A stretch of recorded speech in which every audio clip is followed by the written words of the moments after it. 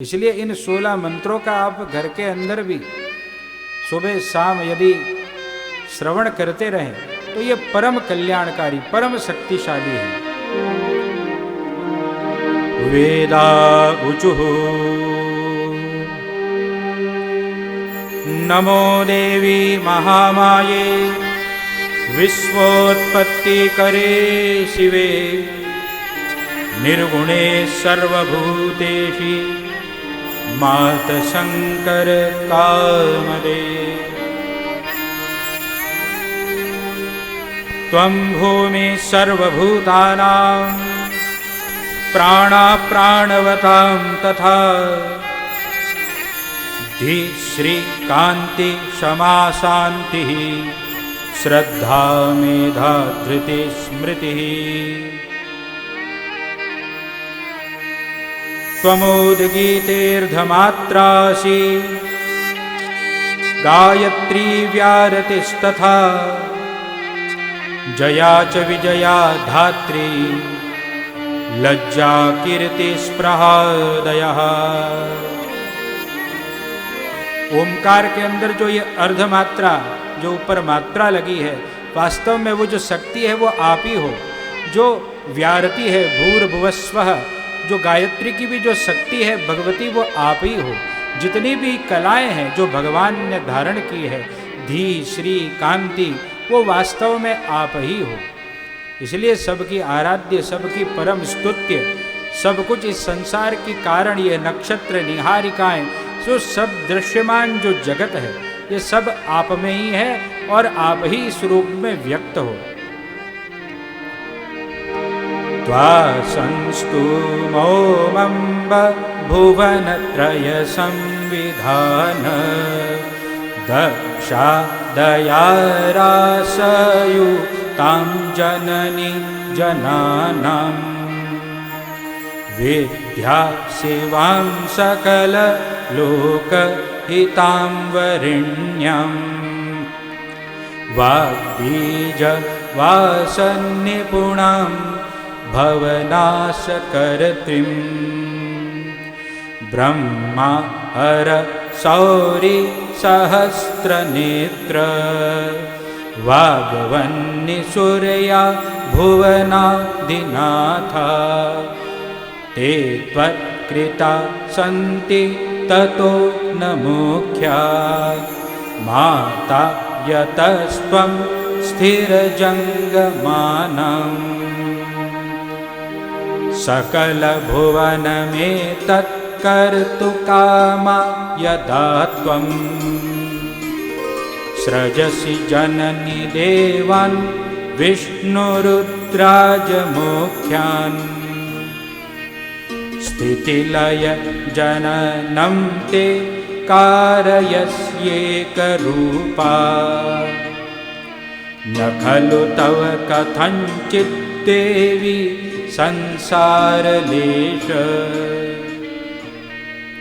न ते रूपं वेत्तुं सकलभुवने कोऽपि निपुणो न नाम्नां सांख्यां ते कथितुमिह योग्योऽस्ति पुरुष यदल्पं कीलालं कलयितुमशक्तः स तु नरः कथं पारावारा कलनचतुरः स्याद्रतमति न देवानां मध्ये भगवति तवानन्तविभवम् विजानात्ये कोऽपि त्वमिह भुवने काशी जननी कथं मिथ्या विश्वं सकलमपि चैका रचयसि प्रमाणं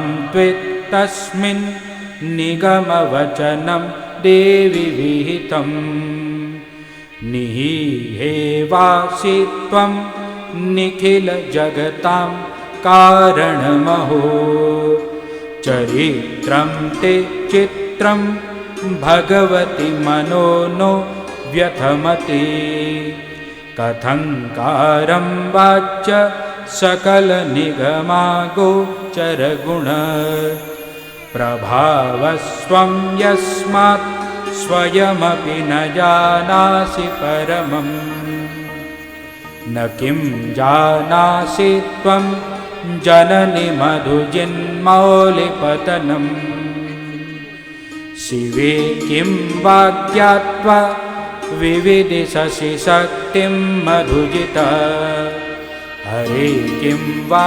मातर्दुरितत्तितरेषां बलवती भवत्या पाताब्जे भजन निपुणे क्वास्ति दुरितम् उपेक्षा किं चेयं तव सुरसमूहे विषमा हरिर्मूर्धनो नासो मतमिह महाश्चर्यजनकम् महद्दुःखं मातस्त्वमसि जननच्छेदकुशला न जानीमो मौलिर्विघटनविलम्ब कथमभूत् ज्ञात्वा दोषं सकलसुरता पादितं देवि चित्ते किमवा विष्णावमरजनितं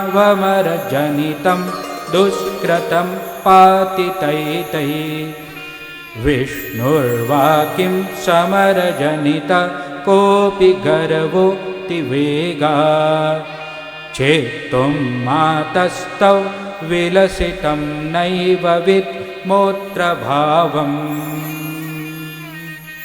हे भगवती, क्या ऐसा दोष हमसे हुआ कि भगवान विष्णु सिर विहीन हो गए? क्या आप भगवान के सिर विहीन होने की घटना नहीं जानती? क्योंकि आप तो सब कुछ जानने वाली हैं, आपको तो कुछ बताने की आवश्यकता ही नहीं है, क्योंकि आप तो सर्वेश्वरेश्वरी हैं, सबकी अधिष्ठात्री तो आप ही हैं। तो सब कारण, सब जो लीला हो रही है, जो सब कुछ जगत में घटित हो रहा है, वो आपको सहज ही पता है। तो आप क्यों इंतजार कर रही हैं कि हम आपको बार बार ये कहें कि भगवान ये सिर विहीन हो गए हैं? भगवान क्यों ये सिर विहीन हुए हैं? आप हम पर कृपा करके उन्हें वापस अपने स्वरूप में स्थित करें।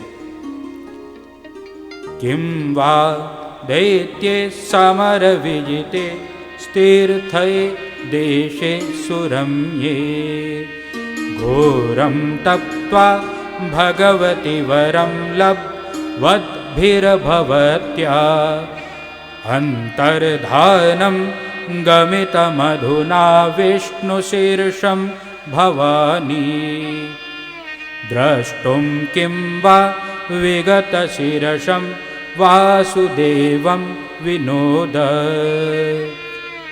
सिन्धौ पुत्रं रोषितां किं त्वमाध्ये कस्मादैनां पृक्षसे नाथ हीनाम् क्षन्तव्यस्ते स्वांसजाता पराधो युद्धाप्येनं मोदितं मां कुरुष्व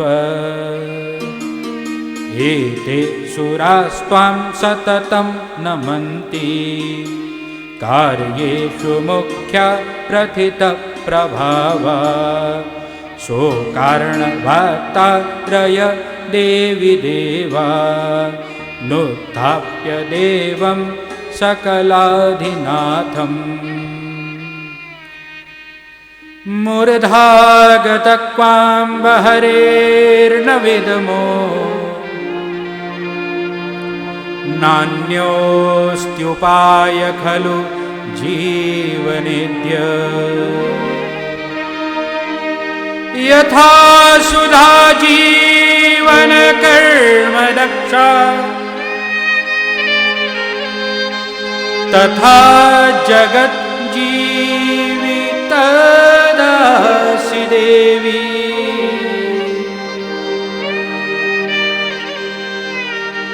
तथा जगत जीवितदासि देवी तथा जगत जीवितदासि देवी हे भगवती जगदम्बिका जगत जननी, भगवान का सिर कहाँ चला गया ये हम नहीं जानते। अब हम पर कृपा करो। आप तो वास्तव में अमृत स्वरूपा हो, आप जीवन दात्री हो, जीवन दायिनी शक्ति आप में है, तो आप हम सब पर कृपा करो। इस प्रकार जो सांग वेद है, तो वेदों ने भगवान की ये दिव्य 16 मंत्रों में स्तुति करी है।